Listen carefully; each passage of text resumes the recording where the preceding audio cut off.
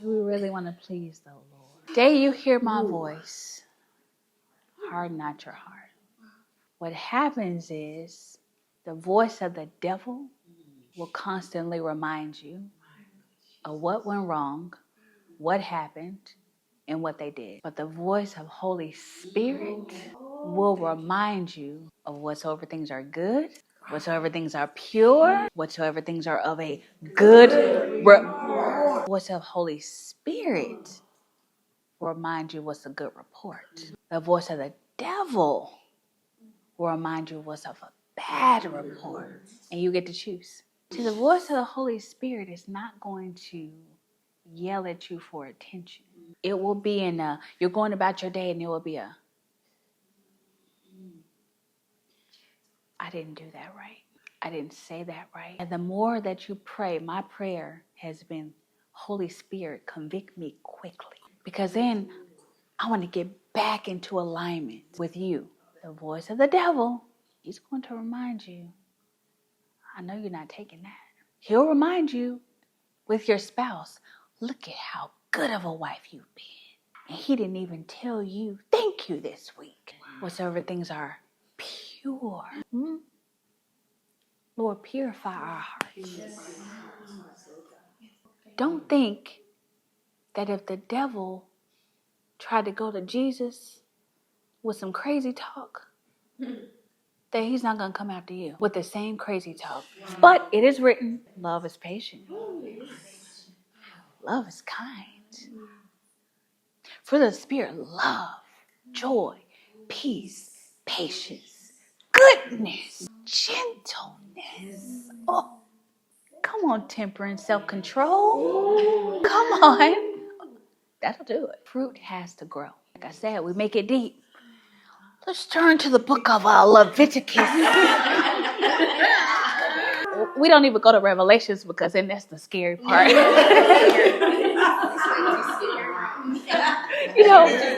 We stay on over in the Psalms, Proverbs, but just Christianity 101. So next time someone tries to tell you they're being soft and tender and gentle is your preference, ask them, tell me the fruit of the Spirit.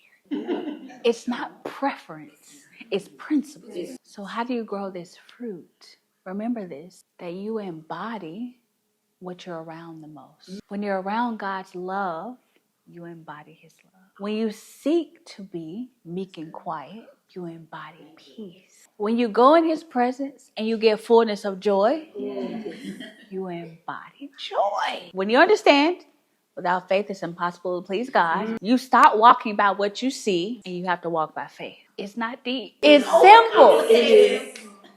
So it's not preference. It's not a group of women saying, well, that's for you.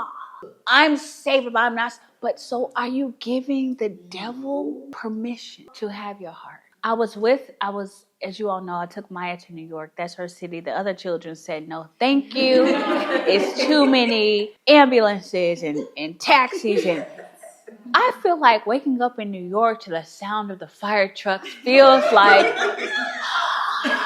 Maya's like, leave the blinds open. I want to see.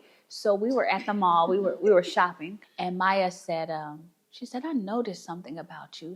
Just so random. For those of you who don't know, she's my 9-year-old. And she said, I noticed how you were just talking with the lady who checked you out. And you were so nice to her. But she said, but Mommy, you're also nice to and sweet to the people who are at our house. You're also sweet when we go to church. She said, I want to be more like that. She said, because I want, when I have children, for my children to think I'm sweet. So she said, I want you to teach me how, because she said, sometimes when I get upset, I realize my tone just goes.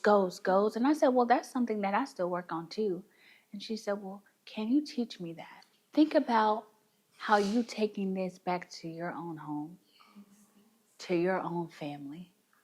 How much better would the world be? It starts with you, and it starts with God softening your heart.